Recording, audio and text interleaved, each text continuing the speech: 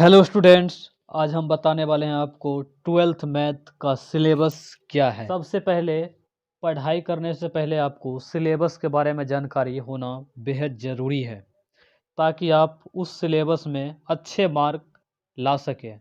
हालांकि हमने क्या क्या पढ़ा ताकि मेरा भी 95 नंबर आ चुका है, इसलिए मैंने अपना स्ट्रेटजी आपको शेयर कर रहा हूं ताकि आप भी मैथ में 100 में 100 या 95-90 नंबर तक ला सकते हैं। जितना आप मेहनत करिएगा उतना नंबर आएगा, लेकिन ये तो सिर्फ कहावत है। लेकिन इसके पीछे का जो है सीक्रेट ये है कि आपको सिलेबस को जानना बेहद ज़रूरी है ताकि आपको और आसान हो जाएगा नंबर लाने में। तो चलिए स्टार्ट करते हैं। वो सीक्रेट क्या है, देखिए सबसे पहले आपको ये ध्यान देना है यूनिट कौन कौन सा पूछा जाता है, इस पर ध्यान देना पड़ेगा। जैसे फर्स्ट यूनिट में पूछेगा आपसे रिलेशन और फंक्शन का, और ये जो पूछता है इस चैप्टर से रिलेशन और फंक्शन मिलाकर 10 नंबर का पूछता है। अगला यूनिट आपसे पूछेगा अलजेब्रा, और अलजेब्रा जो है पूरा 13 मार्क से पूछा जाएगा आपको। उसके अगला यूनिट जो है हमारा कैलकुलस, ये तो पूरा मैथ का बाबा है, पूरा मैथ का बाबा है। अधिकतर क्वेश्चन 40 मार्क का नंबर यहीं से पूछा जाता है, 40 मार्क का क्वेश्चन यहीं से पूछा जाता है, भले वो सब्जेक्टिव हो ऑब्जेक्टिव हो, दोनों मिला करके 40 मार्क पूछा जाता है। अगला यूनिट है आपका वेक्टर और 3D, जिसमें से काफ़ी अच्छा खासा क्वेश्चन पूछा जाता है। कैलकुलस के बाद इसी का स्थान है। उसके बाद अगला यूनिट जो है आपका LPP है, लीनियर प्रोग्रामिंग प्रॉब्लम।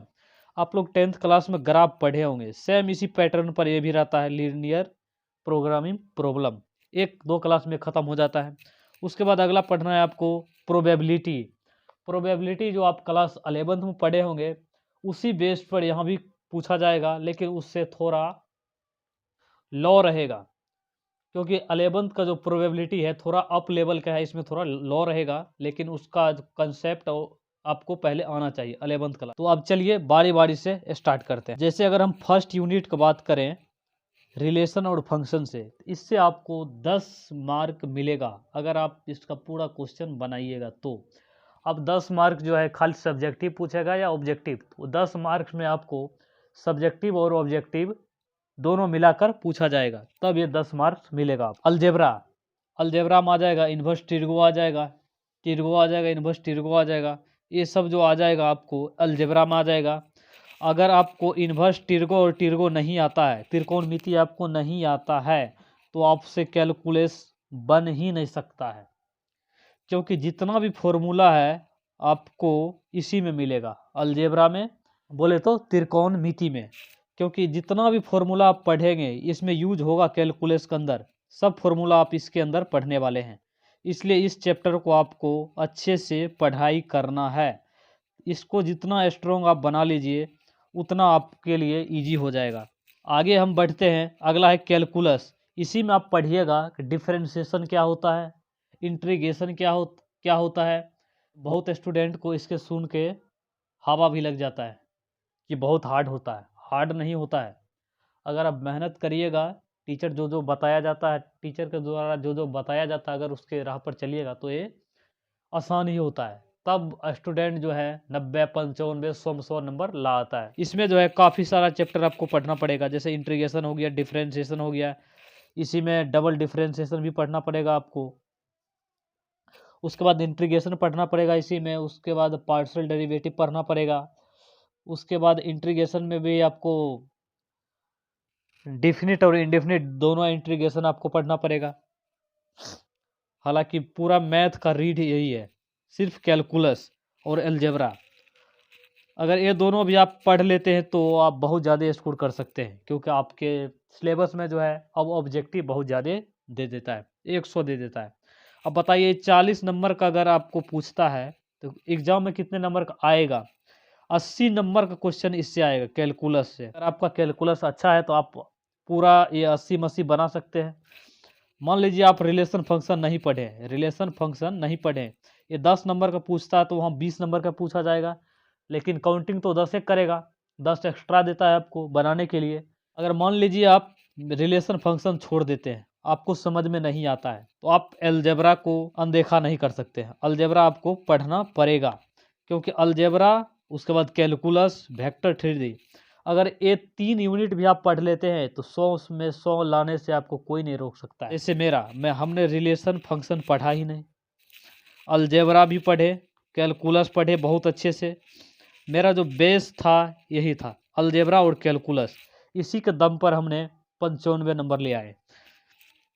कुछ ये भी पढ़े थे, और LPP ये तो बना ही नहीं हमसे, क्योंकि हम पढ़ाई नहीं किए थे। उसके बाद प्रोबेबिलिटी, इससे भी क्वेश्चन हमसे नहीं बना था, लेकिन इसी सब से कुछ क्वेश्चन इस सब से बना था, समझ गए। लेकिन ये जो है कैलकुलस और अलजेब्रा, ये आपको बहुत ज़्यादा नंबर दिला देगा। आया समझ में आपको? हालांकि ऑप्शन एग्जाम में बहुत ज़्यादा रहता है, तो आपको जो सवाल बनता है वही बनाना रहता है। जैसे 100 ऑब्जेक्टिव दिया तो उसमें से 50 ही बनाना रहता है। उसके बाद वेक्टर 3D, इस पर भी आपको ध्यान देना पड़ेगा ताकि अच्छे मार्क आप। ये तो बताए कि एक ही दिन का चैप्टर रहता है, एक दिन में कंप्लीट हो जाएगा। उसके बाद प्रोबेबिलिटी आपको पढ़ना है। तो ये सब चैप्टर को आपको अच्छे से पढ़ना है। मान लीजिए आपको रिलेशन फंक्शन नहीं आता, इसको छोड़ दीजिए, हटा दीजिए, मार दीजिए गोली उसको।